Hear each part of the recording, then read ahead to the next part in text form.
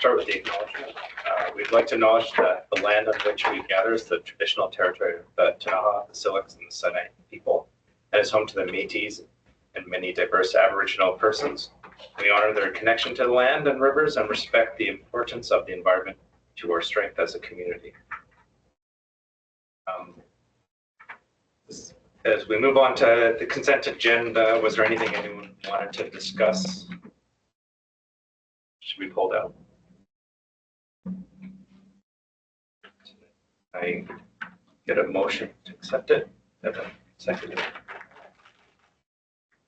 All right. The next item I think is you, Devin. Go over the EDI. Of course, I didn't bring any notes or anything with me today. Honestly, I totally forgot twice this week that we had a meeting. No, okay. No, I'm back here. So we had a really actually great EDI committee meeting on, that was 2 weeks ago, right? 2 weeks ago. Yeah, 2 weeks ago, because I thought last week was the meeting anyway. And so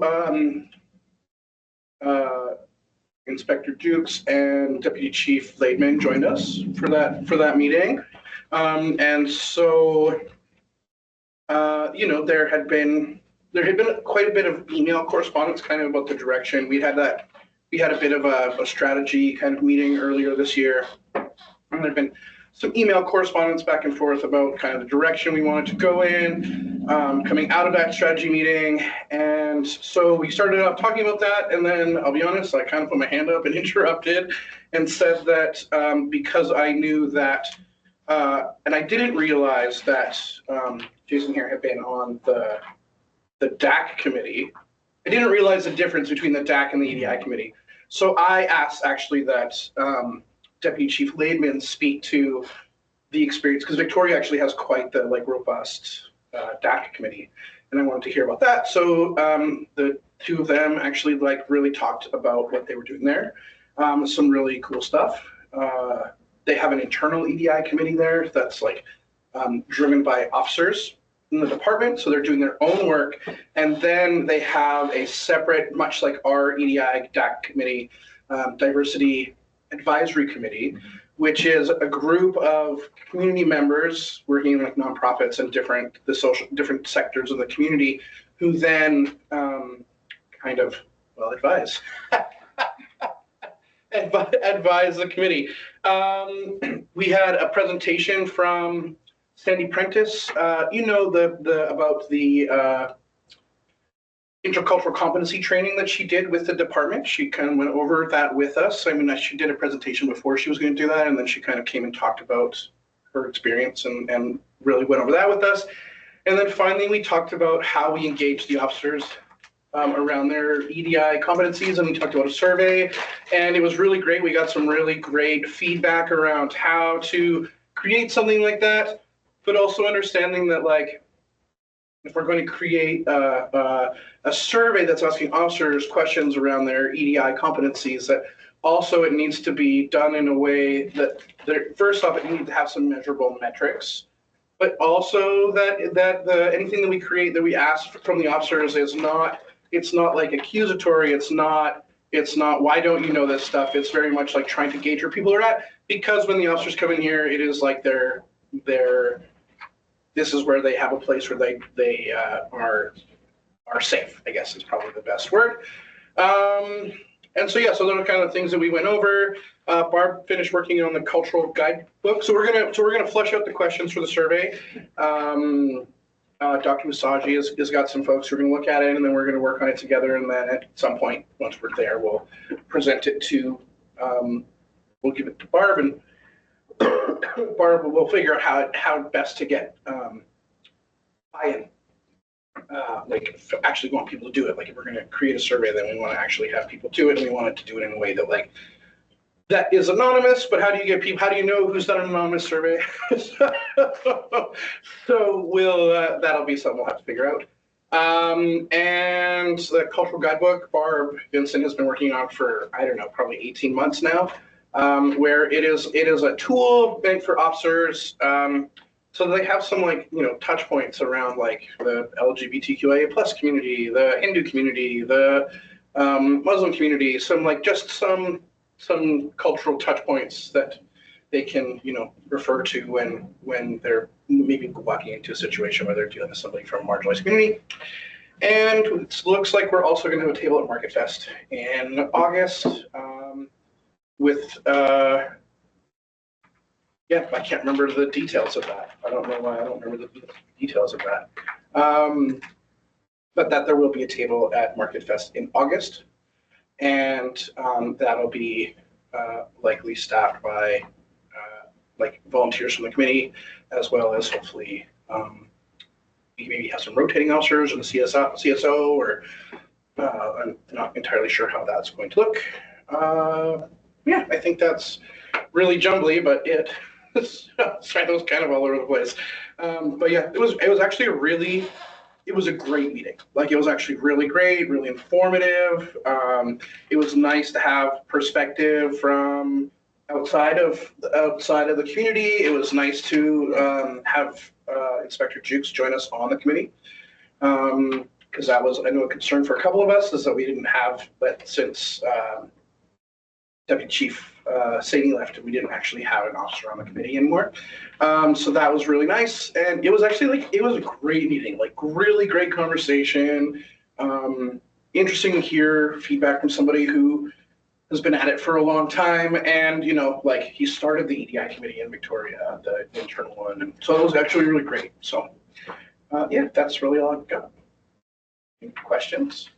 I guess, is Lena off that committee now? So Lena is now the co-chair with Barb Vincent. So she's so she's not obviously on board anymore, but that was kind of talked about probably 6 months ago. When it was kind of finally official that Jack Novus wasn't coming back 6 months ago, 2 or 3 meetings ago. We meet quarterly, so. And so it was discussed then, and nobody really wanted to step into the role, but Lena offered, but because she was on the board, she didn't feel like the right fit at the time, but we knew she was going off the board. So at that time, Jerry Rempel stepped up to co-chair with Barb, and Jerry is happy to step away from that, and Lena stepping up as a co-chair. So, yeah. So define for me again what DAC is, please. Diversity Advisory Committee. Oh, okay, Diversity Advisory Committee, okay. Yeah. So More of the community-based approach. Yeah. It's kind of that's what we have is a diversity advisory committee, as opposed to an EDI committee, which from what Jason Lehman was talking about was an internal thing where he was working with those volunteers, the officers who were interested in that could come and they would get together and do their things. So. When's Market Fest?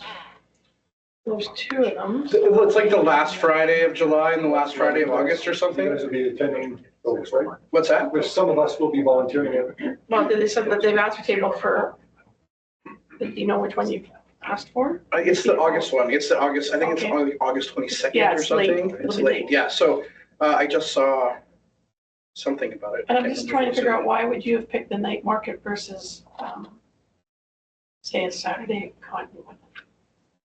That's a great question that didn't come up in our thing. Yeah, when I just think of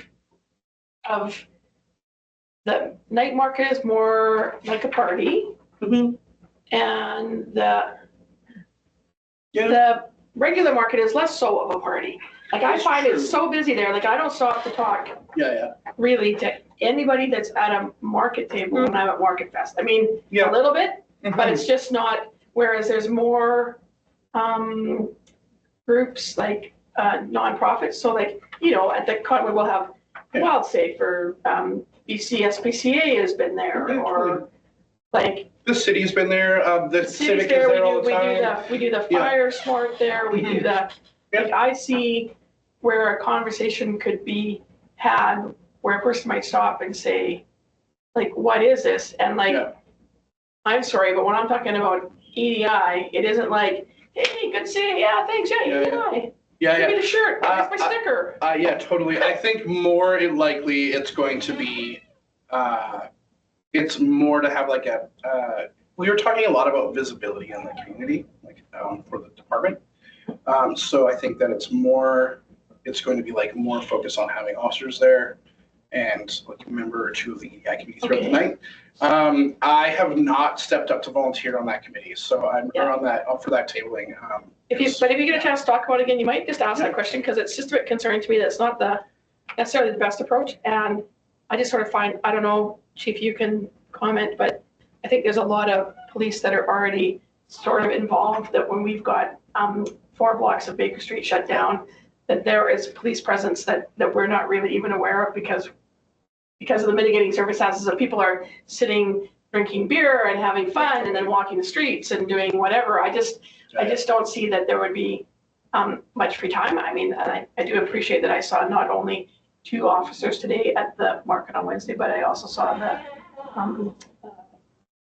community safety officer also walk through a little bit later while I was there. So, but it's about, you're asking for a resource that's limited at best, and I think very involved.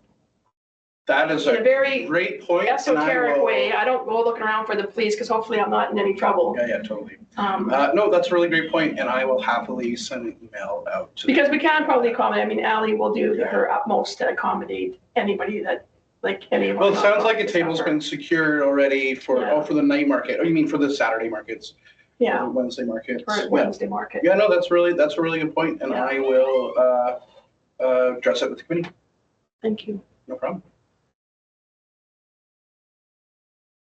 And one other thing, because you were there, and I just gotten 3 emails from about Lisa Gunderson. Who else was that? You weren't there. You were there. Yeah. That, you know what? I bet you if you asked her, sent her an email that said, "Hi, was it your thing?" Just trying to develop a survey about. What are you talking about? Type you were where? questions. You said you were there, but nobody knows what you're talking about. Sorry, it was a presentation on racism. Sorry, it was on anti-racism. Oh. I think everybody got the email that. Yeah. He was there, you were there, you were there. Yeah, Sergeant was there. I just thought, when you're trying to figure out what the questions are, if you're struggling with that, you could probably say, I was at your thing and I'm trying to help develop a survey. Yeah. Can you give me 3 things, or can you send me to a survey, like 2 or 3 examples of surveys that you think are powerful surveys? That's a great point. And because she was very open about saying, this woman was wonderful, this presenter. And she was very open. I talked to her after, said, I go to Victoria a lot, you're there. And she says, yeah, let's do coffee. Like, you let me know and I'll make room on my schedule to have coffee with you. So I think that might help you. Yeah, no, that is a great suggestion as well. All right. That was like the longest report I've ever done. Sorry, and then I just got in the way of it, but I'm reading it and I'm like, okay. No, that's actually a really good point too about the night market. I was obviously discussed. I am struggling a little bit with the night market already, so I will send an email out to the committee because that is a really good point. It's going to be very, very busy. So. And it's just the mood of it more than anything else. Yeah. Okay, so our reports. The last BC, ACP, and AMCP meetings were just the last week I was off, so I don't have an update on those for you. The community safety officer, so CSO Valdez is the officer that replaced Silk. He's been very active and busy with events and assisting the department. He has attended and participated in the Canada Day celebrations.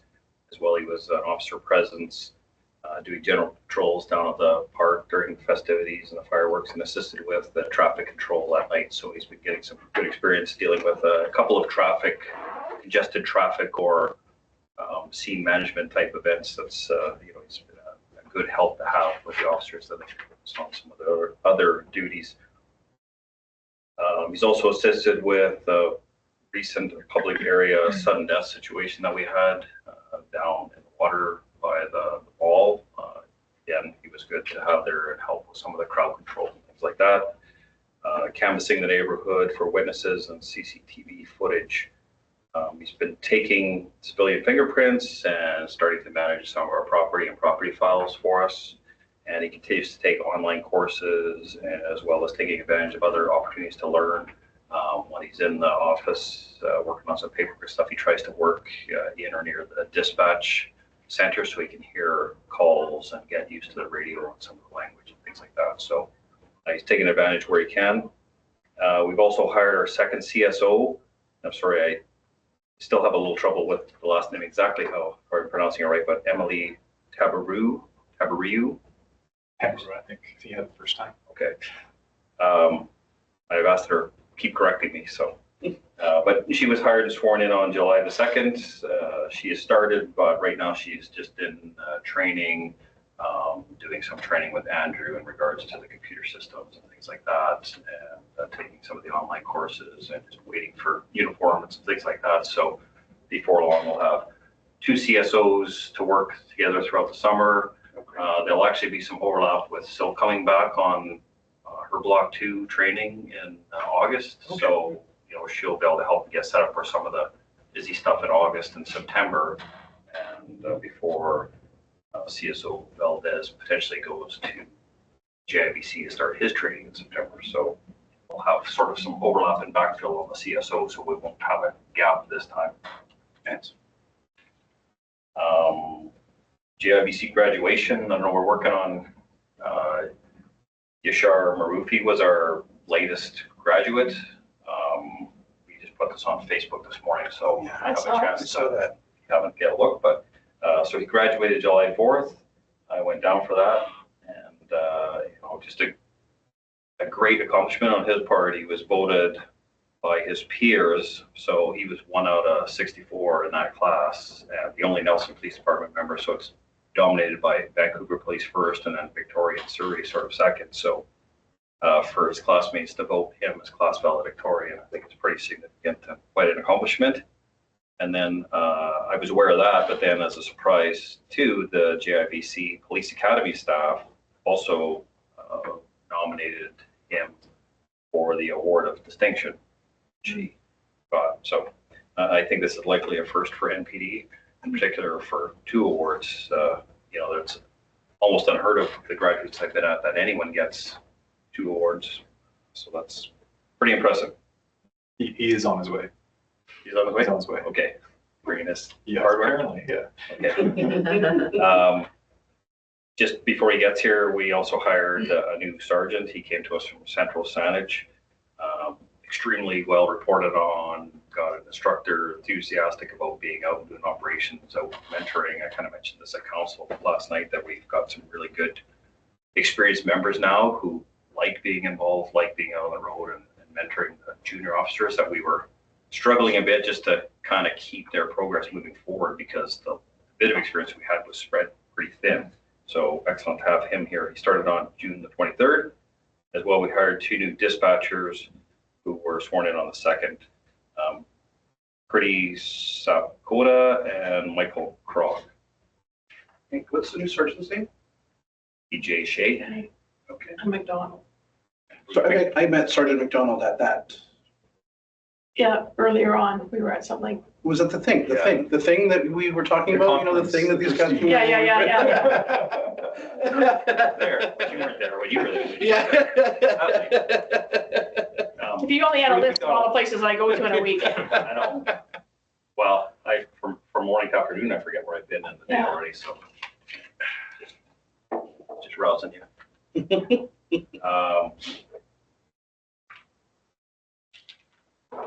Community Events Safety Commission report. Someone's at the- Is this him? This is him. Hi. Come on in. Hello. Bad timing? No, perfect No, timing. Just looking a second ago because I didn't want to move to the next thing before you came up, so I just announced to everybody your magnificent accomplishments. If you want to cite your stuff out, middle table, and you can Thank you. pull them out. No pressure at all. I was expecting. Yeah, we kind of, I meant to ask them earlier today, if you could pop up. We everything going on, I forgot about How are I'm you? so sorry. I saw you earlier today and I did not recognize you. My apologies. That's okay. You don't have to actually know who I am all the time. I just stop and say things to people all the time. But I am the mayor. You're my boss. Yeah. No, he's your boss. And we're his boss. Yeah, they're all his boss. So they're all the boss. Yeah, I just write the odd paycheck sometimes. So you should probably be standing up right now. Oh, And I'm always trying to read the badges because I meet a lot of people. And there's the odd time when somebody's got something over their badge or like your walkie-talkie or your light, and I'm like, oh yeah, well, hi. Can't call you by your name because I can't read it. So yeah, no problem. Yeah, you passed that. It's good. Thank you. So I told them the awards you were nominated for and received and what a good ceremony it was. And just, the one thing I forgot to mention was the valedictorian. He obviously gave the valedictorian address, the graduating class and all the rest too. So it was great. And some, Let's see it. Let's see the. I don't know if they're plaques or trophies. I haven't even seen them yet, so. And congratulations. thank you very much. Yes. Well, it's part of the, like, I wouldn't have been able to do it with the amazing team I had in Block 2. I definitely, there's some improvements that I had. There's a lot of shout outs for me to give with the department, but specifically the inspector really took me under his wing during Block 2 and some of the, Which I will confirm. he did. He was very, like, I was very blessed to have this opportunity to just work alongside with him. And like me coming from a different culture and different background, etc., it was really nice to see different, I wouldn't say style of policing, a different personality to treat others. And that being said, not just the inspector, also the team that we had, everybody. Because I didn't come, I would have never got any of these in the first day. I can talk, but you guys really helped me out. I appreciate it. I wouldn't have been, honestly, wouldn't be able to do it without you guys. Did your mom get to see your Facebook page yet? She did. Yeah. She called me, but I didn't even see her text. Sorry. Sorry. I was, Very nice. So is it possible to see the actual valedictorian address that you gave? Like, well, no, I mean. Can you get it online? I'm not gonna Can you put you on the do it spot. right now? I just mean, like, is there a way to look at the address somewhere that's public? That's all. I think it was actually, I don't know if this is one of the first ones, but it was web streamed actually this time. So Oh, there must okay. be, Okay. and I was saying this morning, we were up on the stage, all the chiefs set up on the stage. So he was kind of a little bit ahead of us in the front of us. We were by the speakers and they were bad sound. Oh, So the people, it was hard for us to hear. So we were hoping that he'd have even a live version again. Well, even if there's a link that someone could send to the But the board, live that would version he be. offered to do in English and Farsi. I don't have a problem talk. I just feel bad. You guys are a lot more important than I am to waste your time. Nonsense. You sure? Okay. Okay.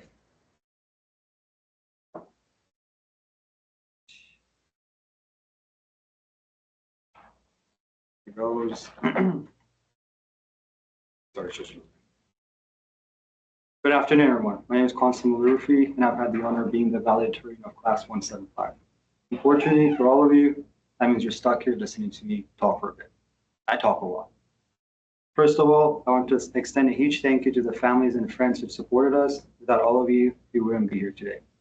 We're lucky to be surrounded today by the very mentors and leaders who have guided us to this point. Their support, experience, and guidance have helped shape us into the officers we've become. On that note, I want to thank all the chiefs in attendance today for their ongoing, unwavering leadership and dedication to developing the next generation. So this one is our class supervisor, Staff Sergeant Specht. He took on a promotion, so I just wanted to give him an extra shout out on this. I also wanted to give a shout out to our class supervisor, Staff Sergeant Specht. Was also recently promoted. Even though he took on a new role in his position, he stood by us and played a double duty by babysitting us while taking on extra duties. That sounds like a constable competency to me, adaptability. Let me know if you'd like to use that for a quote. It's a funny joke on there for advancing. And then, so I want to take a minute to reflect on what it means to be a police officer. For the past 10 months between the academy and our field training, we've just worn about every hat imaginable. We've been therapists, mediators, coaches, punching bags, punchline targets, listeners, leaders, and sometimes just someone to stand there while someone screams at you for no reason. Policing today is about more than just tactics. It takes leadership, people skills, and real commitment to the community. We're stepping into a job that ranges from taking on organized crime to building trust with the people we serve. It's not just a big responsibility, it's an honor. Now, let's talk about the JI experience. Day one at the JI, none of us knew each other, just a bunch of strangers in uniform trying to figure it all out. For over the last 10 months, we argued, laughed, maybe cried once or twice, and somewhere along the way, we became a family. When it came time to roll up our sleeves and get the job done, we had each other's back. And that's what made this class special. My classmates, thank you for the laughs, the grind, and the memories. As a legend once said, not naming any names, Staff Sergeant Dewitt, during my time at the JI, I've learned the following. The criminal code. It's a lot thicker than it looks. Sorry. Warrant. How do we spell Feeney? Tactics, where we learn how to both save lives and how to yell police loud enough that anyone in a 3-block radius can hear us. Driving name, where we realize that the brake is your best friend and your worst enemy. Shout out to the blueberry bushes and the cones. And of course, firearms. Remember to suck a little less next time. And as Inspector Wade, not you, as Inspector Wade would, these are quotes from the instructor, sorry, these are not from me. As Inspector Wade would say, for those of you that were not good at shooting, there's always a wagon driver. For Vancouver people. Yeah, the instructors always said, if you don't make fun of yourself once a day, you're not living life to the fullest. So this was for myself that I wrote. As we move forward, it's important we stay humble and committed to learning, because this profession is always evolving, unlike Sergeant Gosby's famous pre-exam speeches. We actually have to expect the unexpected and a bit of trickery. People may lie and ninjas may actually fall from the sky.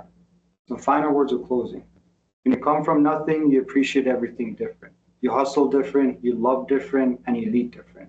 So class 175, if I can leave you with anything, it's this. 1, stay humble. 2, never forget where you came from. 3, stay hungry. Keep that fire in your soul. 4, and above all else, stay true.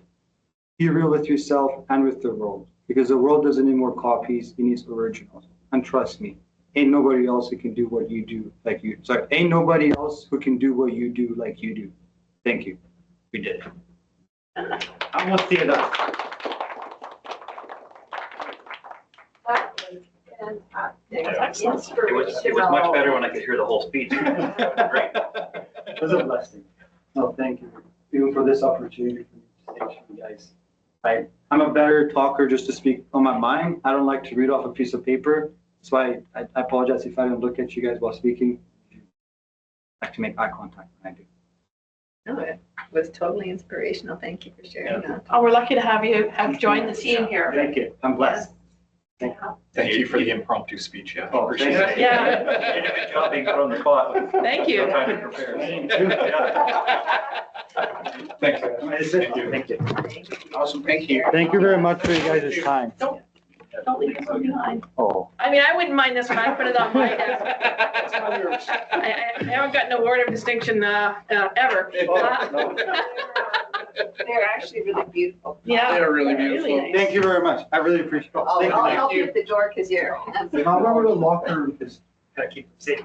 Thank you. Were his parents here in town? No.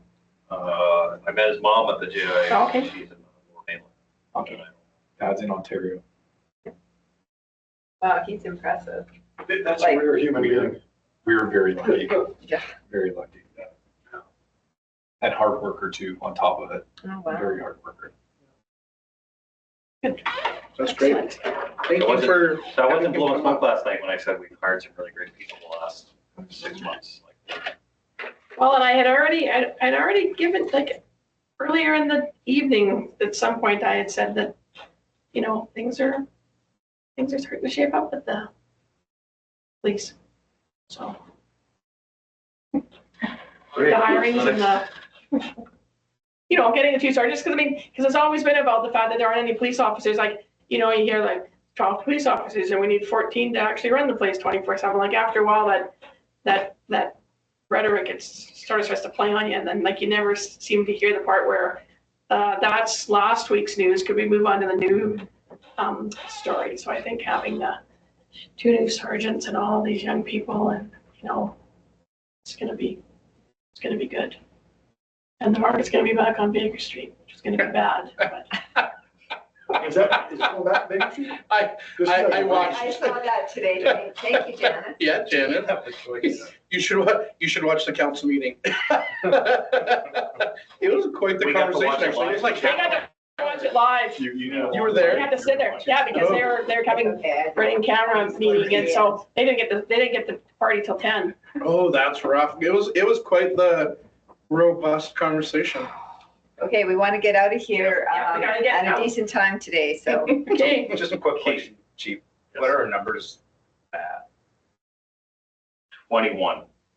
So out of 25, but that also includes the deputy spots vacant, Yeah. so roughly need to hire three constable and or detectives.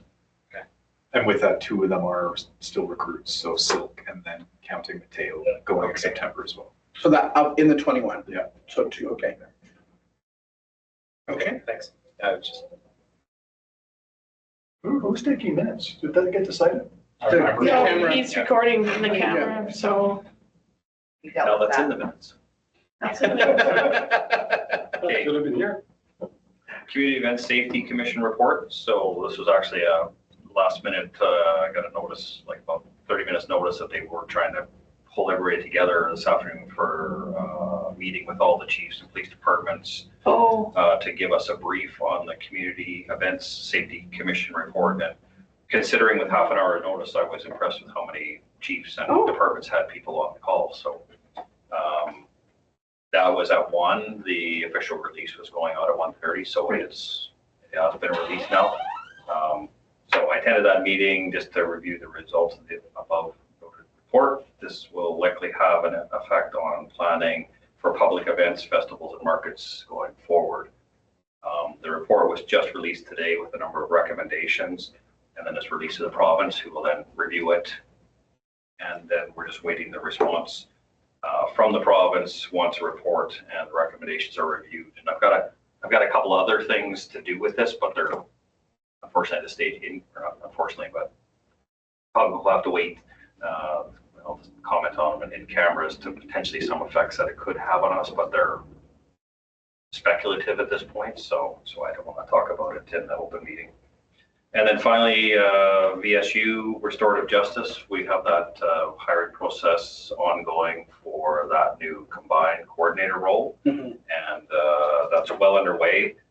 And I just kind of wanted to comment that it was just impressive the number of actual highly qualified applicants that we got for that. There's probably going to be at least 2 or 3 people in there that we would, love to hire for, a position, if not that one. So it was just nice to get some really good qualified candidates, and we're working on setting up interviews starting next week. So I should have an update on the successful candidate by the next board meeting. Hopefully, because it's September. Very hopefully.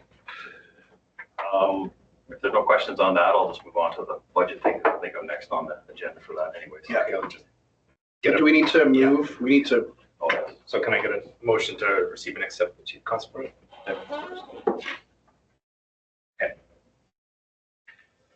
And for the budget, you all have a copy of it. There's not anything too surprising in it. We're doing quite well. We should be at, give or take, 50% of the budget spent at this point in the year, and we're at 44% or 45%, depending which accounting method you use, but either one, we're a solid 5% under budget to this point, and that's even with using the outside officers and some overtime, some travel expenses that incurred with that. Now, we're still, that billing sometimes doesn't come in promptly, so, it's a little bit of a grain of salt, but I do think we're doing pretty good, and we've really started honing back the use of outside officers and overtime to cover shifts. Most of the time now we're covered off pretty good. So, bless you. yeah, I don't think there's anything else really worth discussing. There's a couple of things that are high, and they're high because you get billed kind of at the start of the year, so you expend the whole budget on early in the year, but it's not an ongoing expense. And then there's other things like the traffic fine sharing that it's a revenue for the department. It's usually between $100,000 and $140,000 that the department gets from the province. So that'll offset some of the spending, but you don't get that until the end of the year. So as you can see, it's at 0%. So we've got a couple things that work to our advantage as the year goes on even. So again, I think we're sitting in a good spot. That's great. I just have a question about why there's no, just here in the CSO line, like how come it isn't, there's nothing entered, no budget there for the CSO? Charlotte did answer that for me last week because I asked that, and I'm just trying to remember what it was, where the I don't want to say it if I'm wrong, but it sounded to me like it was basically at City Hall, the finance department hadn't uploaded that portion of the budget yet, so there was nothing inputted into it and nothing taken out of it yet. Okay, So it's nothing wrong. Yeah. Awesome, thanks. That was my only question, actually. Well, and you answered my one about the radios. yes. Yeah, there's a few expenses that are higher, like prime and building expenses and stuff, and those are beyond our control, like their gas and electricity and prime core BC charges what they charge, and we, so we budget based on what last year's costs were, and then they charge us more. So Whatever they, So- yeah. Just in terms of prime, I don't think I sent it to you, Chief, because I was thinking that you weren't around because you're away. I did send to Chris because of the fact that he does the number crunching, that I did get a letter from Prime about how they're doing their costing going forward, so that we should be able to have better Prime numbers going out. So I think they were looking at like a 3-year costing window versus the surprise, yeah, because it is getting more expensive. And so I think I deleted that off my phone when I got it. I went, somebody beside me needs this, and I picked finance. So there is, we do have there's a couple of those issues new that continually come up at calculator. BCACP or BCAMCP because no BCACP compares, you have to use it too. It's like, when you have a bit of a monopoly, you sort of take advantage of, well, we're the only game in town, you got to pay for it. Yeah. But I thought it was good because their indication was that they are trying to set what their increases are going to be going forward. So it makes calculating, the guess is like a softer guess when you're trying to do the budget going forward. I'm sorry, remind me what Prime is, The police database. the database, thank you. And just quickly on the CSO, it's under police labor as well as operations. So what is the distinction between those two? Because it's zeroed out under operations, but there is an entry under the labor line item. I believe, I'm trying to find the other one. Yeah, so Because under, there's ongoing costs with associated to the CSO, like uniform and equipment and things like that, that would be budgeted under a different line. so the operation, because it's only 469 under operations, whereas out of the police labor, there's 23,000 plus out of 75,000, Which would be which wages. labor, yeah. So They use the same cost code, so it's kind of interesting. They both use the, we Right, okay, so yeah, we were kind of lucky with the recent hire that we've been able to use some of the uniform and like not a ballistic vest, but same idea, protective Okay, vest yeah. and some of that stuff. That's quite expensive, but oh, I see. obviously you have to protective equipment. You have to have equipment that fits the person properly. So we've had a time or two where we've had to buy new ones, but now with recent hires, we've been able to use some of the ones that we had that weren't. We've still got a 4-year lifespan. So. Okay, thank you. So essentially, labor is like wages, and operations would be things that are supporting. Yeah. Yeah, so if there's duplication, that would be the distinction, generally speaking. Yep. Okay, thank you. Anyone else have any questions? I get a motion to receive and accept the financial report. Did any of the directors have any reports to bring up? I think the HR would be in camera. Usually is. Yeah. Any new business or other items to bring up? I just very briefly have some operations, so some files of note. On June 23rd, we received a report of a breach of a no contact order stemming from a domestic assault file. Subsequently, the person was arrested and charged with uttering threats and failed to comply and was remanded in custody. Is being held until later in July to appear in court. So that's a positive that he was held in custody. On June 24th, we received a report of a stolen boat near Public Works. Police attended and the males were attempting to start the boat and were drifting from shore. The police/fire boat was launched and subsequently 2 males were arrested for possession of property obtained by crime. And they've since been released an appearance notice to appear in court in September.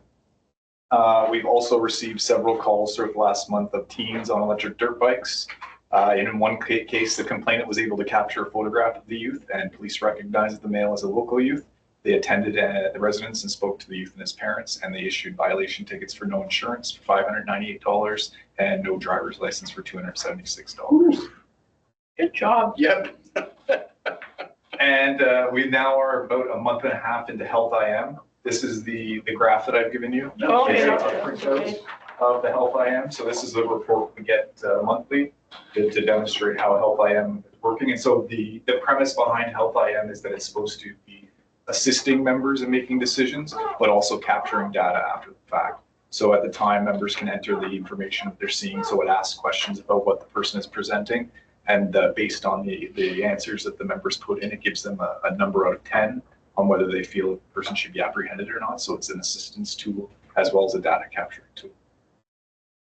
How do the guys like it? What are you hearing? So far, so good. It's trial by error. So a lot of the times they're doing it after the fact. So they recognize that the person needs to be apprehended and they're taking them to the hospital and then completing it once they get to the hospital. So it's more of a tool that maybe a junior member would use if they're unsure about their decision making as far as apprehending somebody. So, but it's been good. It's been the reception's been good, and it seems to be the people that are using it are generally the same people, but they're also encountering the apprehensions. So it's tough to say. But since May 28th, we've apprehended 12 individuals under the Mental Health Act. With that, there's been 59 calls for check welfares, predominantly related to mental health issues. So 59 out of 12 apprehensions is not bad. And then you have the data here. And so for wait times, the data might not be accurate because it depends when they enter the information. So it captures it at the time. So as I'm entering the information, it captures the time. So it could be delayed. So that information is not always accurate. And then the person has to enter that information upon leaving. So it's a work in progress. So we're working with the members, but so far it's been good. Just to be clear, the wait time is, I'm calling in and it's taking 15 minutes for the hospital to respond, or just the No. time that of me now sitting in the hospital as the officer Yes. with the person. So the arrival of the member with the person apprehended, sitting in the hospital until released by the hospital. All right, yeah, well, It's not bad. they're a lot longer than that. An hour is not bad. These are pretty good, but just Yeah. with the caveat again, that depending on when they're actually sitting down and entering the stuff that, hopefully they haven't been at the hospital already for 15 or 20 minutes before they get to entering it. But as the inspector said, we'll just keep encouraging it and trying to get people to start using it more. And when it becomes second nature and probably a little more efficient for them once they've used it a number of times and know what's going to need to be entered, do it a lot faster. I think that people have to reuse it. But a month in, I think it's good. And so this data is available to us every month if you're interested in it. I'd like to see this become part of but I use this, like, this will be something that I will also look at when I have a discussion with the chief of staff at the hospital, which I try to meet with a couple times a year. And I kept talking about this and he had no clue what I was talking about. And of course, I was doing a really poor job of explaining what the heck was supposed to happen. And he said, well, maybe we need to get the emerge coordinator up here to understand it at some point, but this will be good after a few of these so we can have some volume of this, that when I meet with Doug McKinney again. And then one thing to note, that if completed properly, where the member completes it at the scene, the hospital gets advance notice with all the information they're putting into the system. They'll get a printout at the hospital end. So they'll already have the information before they arrive. Which in theory is the idea behind that it decreases the wait time because they've had a heads up and have the information to start doing their assessment or triage that they need to do. So when the members show up with the person in custody, they're not starting from scratch. It would be interesting to hear feedback from Merge after a few months. Like, I'd be interested to see, Yeah. like it's one thing on our end. I'd be curious to see like how they're feeling about it up in the emergency. Yeah, and I can probably report on that because there is a plan. Like I've had a meeting or two with Emerge in the hospital, discussed the help I am coming. It wasn't in place yet. So we're talked that, after it had been in place maybe for 6 months, it would be a good idea to get together again and sort of see if there's any issues from either side, and if we can help each other fix whatever sort of hiccups or hurdles that we're finding. So I think the one negative we have here, which is a positive, is that it's always a short drive to the hospital. Yeah, So by the totally. time you fill it out, you're already there, right? Yeah. Police, fire and ambulance using it as well, or not? Just the police tool right now. Seems like a cool idea. That's it for me. Oh, sorry, I do have one other thing I completely forgot, because Shiloh was supposed to be here. But Shiloh and I are organizing a 5K memorial run for Constable Tenor and Constable Nolet. It'll be on September 21st. I think it's been publicized a little bit, but it'll be picking up a little bit. And all funds will be going to a scholarship to a student at LVR. and for the record, my my wife made us come back 3 days early from our holiday. So The one your mom was at the running for her mother. Try those new hips. I am. I'm signing up for it. And sorry, it'll be at Lakeside Park along the Lakeside waterfront, 5 kilometers out, just close to the dog park and then back. I'll be like the Health AM thing where I'll just start my timer at 2.5 kilometers. And it is a walk run, so we encourage everyone to come out. I think we have 26 registrants so far. And That's we have great. Close to $1,000 in scholarship. Oh, wow. That's fantastic. Now that's it. All right. I am looking at changing my travel arrangements to be able to attend that day. Unfortunately, that's the week that city council all leaves to go to wherever UBCM is. It's a tough weekend because we're either going to Vancouver or Victoria, and Sunday is always the travel day. It was the only weekend available for the park. Mhm. We were a little late in organizing, Yeah, so we were limited with what dates we could choose. Yeah. Is it an early start, I think 9 a.m. afternoon flight? There is no afternoon flight. That's the whole thing, is that Oh, when you only have one flight a day, you're limited by. Is there So Sunday get- flight? Yeah, and there is Sunday flights now. I missed the 3 flights a day, I must say. There might be an option for a virtual run for you. All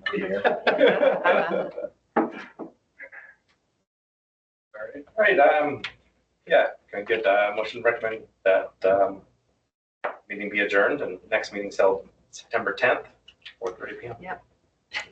Adjourned. Second, Excuse me. With enthusiasm. We have to shut. Are we recording? I'm going to shut this one off and keep recording. Sorry, keep recording.